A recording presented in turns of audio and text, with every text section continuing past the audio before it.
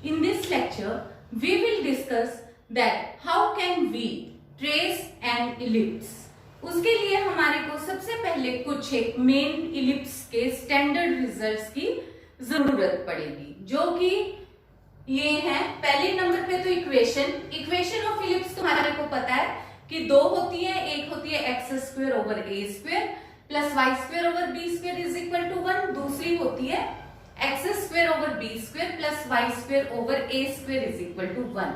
यहाँ हमारे को ये चीज का ध्यान रखना है कि a is greater than b, और ये हमारे पास फर्स्ट नंबर हो गया, ये सेकंड, ये इसका ट्रेस है, ये फर्स्ट इलिप्स का और ये सेकंड इलिप्स का ट्रेस है। तो इसमें इक्वेशन ऑफ मेजर एक्सिस, देखो मैं तुम्हारे को वही बता देती हूँ। पहले एक बार हम यहाँ एक एक्स एक्सिस लेते हैं। एक्स एक्सिस पहले इलिप्स का, हम पहले फर्स्ट इलिप्स को डिस्कस कर रहे हैं। ये इसका मेजर एक्सिस है और ये इसका माइनर एक्सिस है, यानी कि एक्स एक्सिस मेजर एक्सिस है, वाई एक्सिस माइनर एक्सिस है। इलिप्स के अंदर दो फोकस होते हैं, दो डायरेक्ट्रिक्स। एक फोकस एस, एक हो गया एस डैश, डायरेक्ट्रिक्स एक हो गई एल, एक एल डैश। तो जहां ये एक्स एक्सिस को कट करता है वो पॉइंट हम लेते हैं जेड, जेड डैश। जो फोकस होता है वो फोकस एक्सिस के ऊपर ही होता है, और इसके अलावा जो जेड है, डायरेक्ट्रिक्स है, वो एक्सिस के ऊपर एक स्ट्रेट लाइन होती है। तो यहाँ क्योंकि दो है तो दो स्ट्रेट लाइंस हो गई। फोकस में से पास होने वाली लाइन L1 L2, इसी तरीके से यहां से भी एक और आएगी, तो जिसको अपन L3 L4 बोल देते हैं। तो ये लेटेस्ट रेक्टम होता है। ये दोनों से लेंथ सेम होती है, इक्वेशन अलग अलग पर लेंथ दोनों की सेम आएगी। तो लेंथ ऑफ लेटेस्ट रेक्टम कौन सी होती है? L1 L2। ठीक है। इसके अलावा अब हमारे पास इसी तरीके से जो सेकंड इलिप्स है, सेकंड इलिप्स में वाई एक्सिस मेजर एक्सिस होता है, एक्स एक्सिस माइनर एक्सिस होता है। इसमें फोकस भी वाई एक्सिस के ऊपर होते हैं, डायरेक्ट्रिक्स भी वाई एक्सिस के ऊपर परपेंडिकुलर होती है। डायग्राम वो है, पॉइंट्स यहाँ है। ये पहले इक्वेशन, फिर मेजर एक्सिस। देखो फर्स्ट इलिप्स का होगा एक्स एक्सिस, एक्स एक्सिस की इक्वेशन होती है y इक्वल टू 0। वहां होगा वाई एक्सिस, उसकी इक्वेशन है x is equal to 0। Total length of जो अपने पास एक्सिस बोलते हैं मेजर एक्सिस, वो होती है a से a डैश तक का डिस्टेंस। a से a डैश का डिस्टेंस यहाँ पे ये वाला है, इनको वर्टेक्स, ये a और a डैश वर्टेक्स हो गए, यहाँ पे a और a डैश वर्टेक्स, b और b डैश भी हमारे पास दूसरे पॉइंट्स वर्टेक्स के हैं। तो जब हम यहाँ पे मेजर एक्सिस के वर्टेक्स ले रहे हैं, तो ये जो टोटल लेंथ, मतलब जो हम मेजर लेंथ बोलेंगे एक्सिस की, वो यहाँ पे हो गई दोनों में ही 2a। माइनर एक्सिस, देखो माइनर एक्सिस फर्स्ट इलिप्स के केस में y एक्सिस है, दूसरे के केस में x एक्सिस है। y एक्सिस की इक्वेशन हो गई x is equal to 0, x axis की हो गई y equal to 0। Length of minor axis कितनी हो गई दोनों ही केसेस में? 2b। तो यहाँ पे अपने पास फिर वैल्यू क्या आ रही? वर्टिसेस। वर्टिसेस के लिए देखो पहले वाले इलिप्स में plus minus a 0, 0 plus minus b है। दूसरे में यहाँ पे तो हो गया प्लस माइनस b 0, क्योंकि x के नीचे अपने पास यहाँ b है। ठीक है, बस इतना सा फर्क है, बाकी सारी वैल्यूज सेम है। 0, 0 प्लस माइनस a। फोकस देखो क्योंकि इसके अंदर दो फोकी हैं, तो इस करके हमारे पास ये वाली वैल्यू हो गई plus minus A E 0, 0 plus minus A ई। इसी तरीके से दो डायरेक्ट्रिक्स, तो वो डायरेक्ट्रिक्स की इक्वेशन क्या हो गई? x is equal to plus minus A E. ये हो गया ये वाली equation x is equal to A E, ये हो गया a ओवर e, ये हो गया x is equal to minus a over e।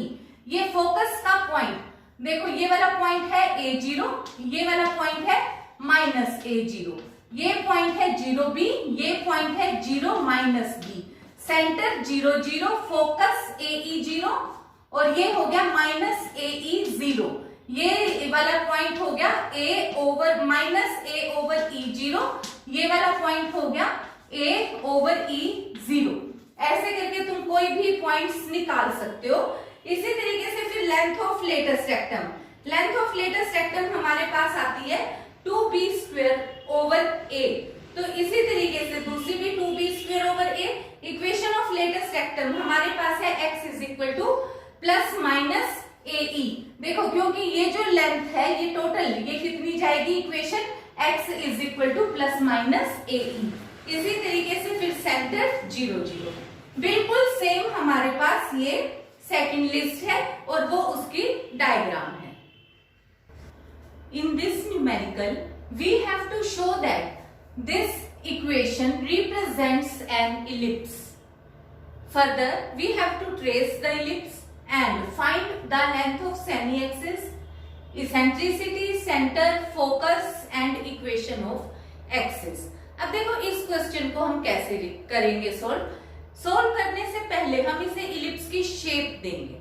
Ellipse की शेप देने के लिए हमने जो भी कोनिक सेक्शन के रिजल्ट्स लास्ट लेक्चर्स में किए हैं वो उसके अकॉर्डिंग हमने इस इक्वेशन को सेकंड डिग्री जनरल इक्वेशन के साथ पहले इक्वेट किया। इक्वेट करके a B c f g h की वैल्यूज इक्वेट कर दी।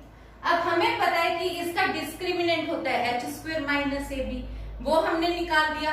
और देखो पैराबोला के लिए कंडीशन क्या थी, discriminant should be equal to 0, और इलिप्स के लिए कंडीशन क्या है, discriminant should be less than 0, और यहाँ पे डिस्क्रिमिनेंट लेस देन 0 आ गया।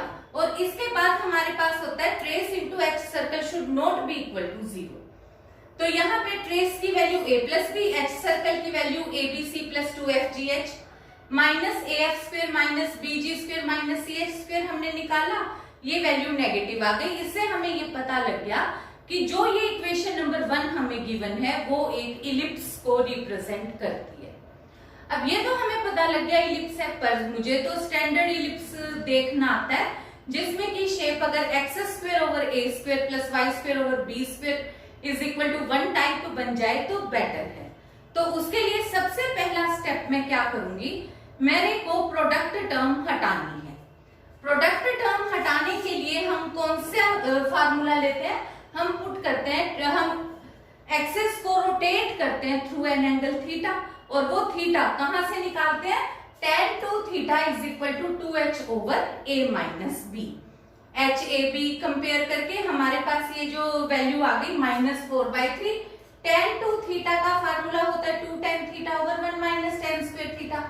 ये मेरे पास tan स्क्वायर थीटा में क्वाड्रेटिक इक्वेशन बन गई। सोल्व करा, tan थीटा की दो वैल्यूज आ गई, एक वैल्यू आई 2, एक आ गई -1/2।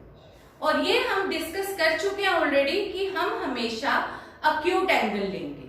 अक्यूट एंगल पॉजिटिव वैल्यू के लिए आएगा, तो इसका मतलब है मैं पॉजिटिव वैल्यू लूंगी और नेगेटिव वैल्यू को रिजेक्ट कर दूंगी।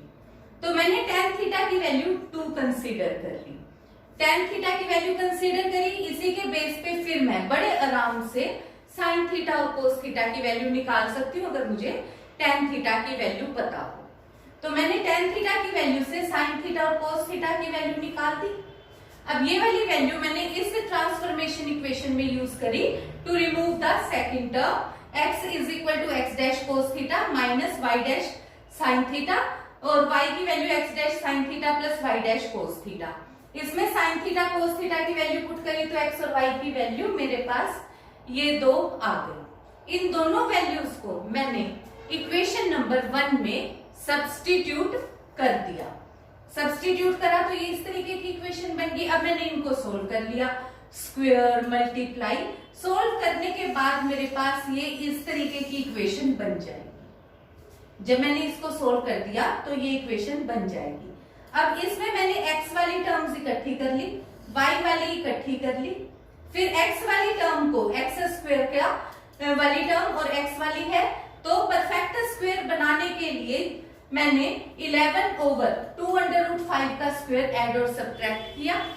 इसी तरीके से y को परफेक्ट स्क्वायर बनाने के लिए 1 ओवर √5 का स्क्वायर ऐड और सब्ट्रैक्ट किया। उससे मेरे पास ये, और यहाँ पहले 4 कॉमन निकाल लिया था, इधर से 9 कॉमन निकाल लिया था, तो ये परफेक्ट स्क्वायर में मेरे पास इस तरीके की इक्वेशन बन गई। अब दोबारा से देखो, हर बार मैं क्या करूंगी, पहले मैं प्रोडक्ट टर्म अगर दी हुई होगी कभी भी तो मैं पहले प्रोडक्ट टर्म हटाऊंगी। अब इसके बाद यहां तक की शेप आ जाएगी, क्वेश्चन कोई भी हो सकता है। उसके बाद अब मैं शिफ्टिंग द ओरिजिन करूंगी।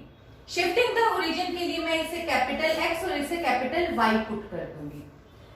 शिफ्ट किए मैंने ओरिजिन को 11 ओवर √5 और -1/√5 से, जिससे कि मेरे पास, क्योंकि ये मैंने x पुट किया है तो x डैश की वैल्यू क्या हो गई, x + 11/2√5 और y डैश की वैल्यू मेरे पास आ गई कैपिटल Y + 1/√5। यहां से मेरे पास इलिप्स की इक्वेशन बन गई 4x² + 9y² = 9। 9 से मैंने डिवाइड करा तो ये इक्वेशन बन गई x² / 9। 4 को मैं थर्ड पोजीशन पे ले गई, y² / 1 = 1 और ये मेरे पास अब एक इलिप्स की इक्वेशन बन गई। Now we get the required equation of ellipse. अब इस इलिप्स को हमने कंपेयर कर दिया x² / a' plus y² / b' से। अब इसमें हमें पता है कि x की वैल्यू क्या है, x डैश -11/2√5, कैपिटल Y की वैल्यू है y डैश + 1/√5 और यहाँ पे हमें x डैश और y डैश की भी वैल्यू पता है कि x क्या है, x डैश -2y डैश, क्योंकि असल रिजल्ट हमें स्मॉल x और y में चाहिए, ना कि कैपिटल x और y में। पर अब जब मैं पहले निकालूंगी तो मैं पहले रिजल्ट कैपिटल x और y में निकालूंगी, फिर जो भी शिफ्ट होता होगा उसको मैं स्मॉल x और y पे लेकर जाऊंगी। किस तरीके से, देखो अब देखो यहाँ पे मेरे पास a डैश की वैल्यू कितनी हो गई, a' 9/4, b' हो गया 1, तो a डैश की वैल्यू हो गई 3/2, b डैश की वैल्यू हो गई 1। ठीक है, अब मेजर एक्सिस कितना होता है, देखो जो total length of major axis होती है वो होती है 2a, लेकिन यहाँ पे मेरे को क्या निकालना है, सेमी मेजर एक्सिस की लेंथ 2a डैश की बजाय कितनी हो जाएगी, a डैश, और वो वैल्यू हो जाएगी 3/2। अब यहाँ पे भी मेजर एक्सिस तो 2b होता है, यहाँ पे क्योंकि हम सेमी निकाल रहे हैं इस वजह से हमने अकेला b डैश यूज किया है और ये रिजल्ट मेरे पास कितना आ गया, = 1। ठीक है, तो यहाँ से मेरे पास अब जो रिजल्ट आया है इसेंट्रिसिटी के फार्मूले के लिए हम क्या यूज करते हैं, b² = a² × 1 - e²। हमने a डैश b डैश से इसलिए कंपेयर किया क्योंकि a b हम ऑलरेडी सेकंड डिग्री इक्वेशन के कोफिशिएंट्स यूज कर चुके, तो अगर मैं a बोलती हूँ तो मतलब a और b मतलब डैश हमने यूज किया है, रिप्रेजेंटेशन अलग ले ली क्योंकि a b हम ऑलरेडी शो कर चुके हैं। तो b' square = a² × 1 -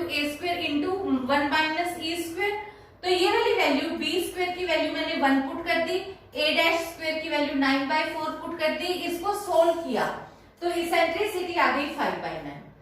एक तो मुझे ये पता होता है कि इलिप्स की इसेंट्रिसिटी हमेशा 1 से छोटी होती है, पर ये भी मुझे पता है हर हाल में इसेंट्रिसिटी का पॉजिटिव होती है, इसेंट्रिसिटी कांट बी नेगेटिव।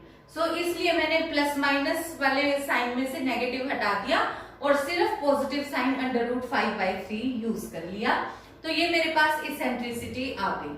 अब इसके बाद मुझे सेंटर निकालना है। मुझे पता है कि इलिप्स का सेंटर ओरिजिन ही होता है यानी कि 0 0, पर वो कैपिटल X और Y का 0 है, तो यहाँ पे हमने कैपिटल X और कैपिटल Y 0 कर दिया। अब इधर से मुझे आना पड़ेगा स्मॉल x और y में, क्योंकि देखो मेजर एक्सिस माइनर एक्सिस तो कांस्टेंट थे, इसेंट्रिसिटी कांस्टेंट थी, पर जो सेंटर है वो कैपिटल X और y में आ गया।